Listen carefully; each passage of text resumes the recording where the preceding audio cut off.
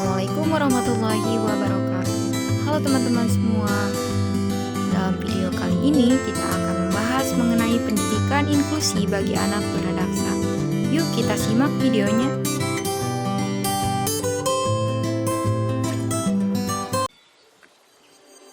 Sebelumnya kita akan bahas mengenai pendidikan inklusi terlebih dahulu. Pendidikan inklusi merupakan pelayanan pendidikan untuk peserta didik yang berkebutuhan khusus tanpa memandang kondisi fisik, intelektual, sosial, emosional, linguistik, atau kondisi lainnya untuk bersama-sama mendapatkan pelayanan pendidikan di sekolah reguler, baik itu SD, SMP, SMA, dan SMK.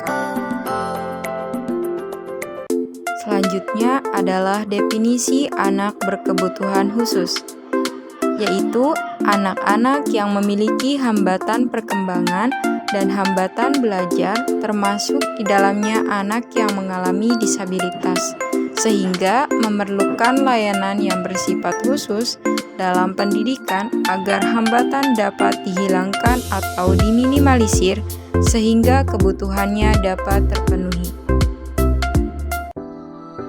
Selanjutnya yaitu faktor penyebab anak berkebutuhan khusus.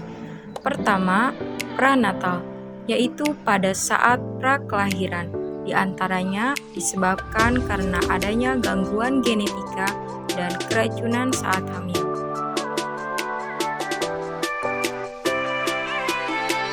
Kedua, natal, yaitu pada saat selama proses kelahiran, di antaranya disebabkan karena kelahiran yang lama dan prematur.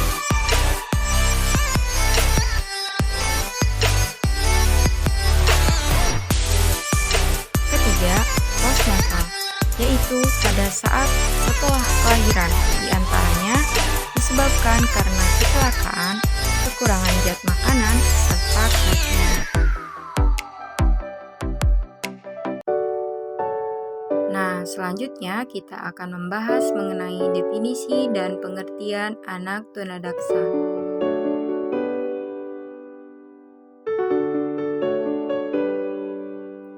Istilah tunadaksa berasal dari kata tuna yang artinya rugi atau kurang, dan daksa yang artinya tubuh. Tunadaksa adalah sebutan bagi anak yang memiliki anggota tubuh tidak sempurna. Sedangkan istilah cacat tubuh dan cacat fisik merupakan penyebutan pada anak yang cacat pada anggota tubuhnya, bukan cacat inderanya. Anak tunadaksa dapat didefinisikan sebagai penyandang bentuk kelainan atau kecacatan pada sistem otot, tulang, dan persendian yang dapat mengakibatkan gangguan koordinasi, komunikasi, adaptasi, mobilisasi, dan gangguan perkembangan keutuhan pribadi.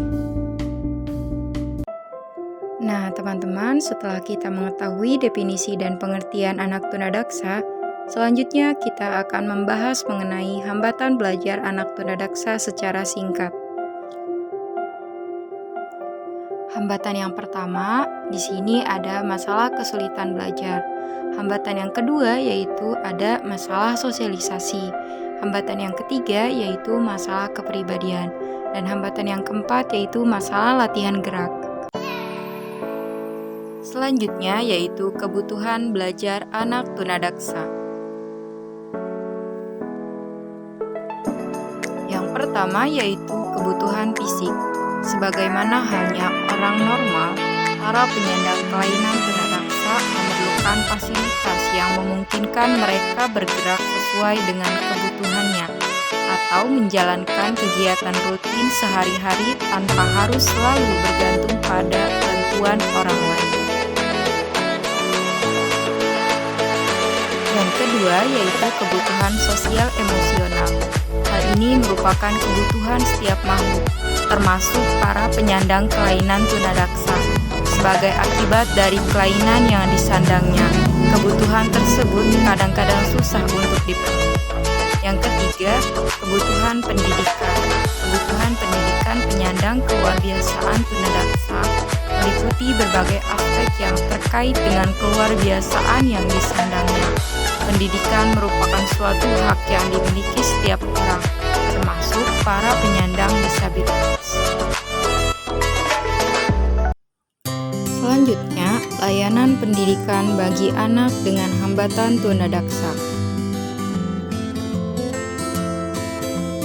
Yang pertama yaitu sekolah khusus berasrama atau full-time residential school. Model tersebut diperuntukkan bagi anak tunadaksa yang derajat kelainannya sudah berat dan sangat berat. Yang kedua yaitu sekolah khusus tanpa asrama atau special day school. Pada model ini dimaksudkan bagi anak tunadaksa yang memiliki kemampuan untuk pulang dan pergi ke sekolah atau tempat tinggal mereka yang tidak jauh dari sekolah. Yang ketiga yaitu kelas khusus penuh atau full-time special class. Pada anak tunadaksa yang memiliki tingkat kecacatan ringan dan kecerdasan homogen, disarankan dilayani dalam kelas khusus secara penuh.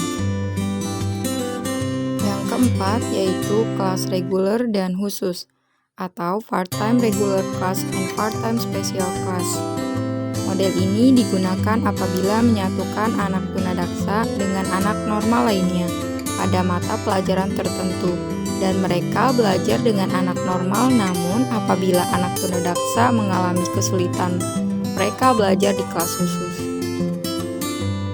Yang kelima yaitu kelas reguler dibantu oleh guru khusus atau regular class with supportive instructional service. Pada kelas reguler, anak tunadaksa bersekolah bersama-sama anak normal di sekolah umum, namun dengan bantuan guru khusus apabila anak mengalami kesulitan. Yang keenam yaitu kelas biasa dengan layanan konsultasi untuk guru umum atau regular class placement with consulting service for regular teacher. Pada metode ini memiliki tanggung jawab pembelajaran sepenuhnya dipegang oleh guru umum. Yang ketujuh yaitu kelas biasa atau regular class. Model ini diperuntukkan bagi anak tunadaksa yang memiliki kecerdasan normal, memiliki potensi, dan kemampuan yang dapat belajar bersama-sama dengan anak normal lainnya. Untuk video kali ini mengenai pendidikan inklusi bagi anak tunadaksa cukup sampai di sini. Semoga bermanfaat. Wassalamualaikum warahmatullahi wabarakatuh.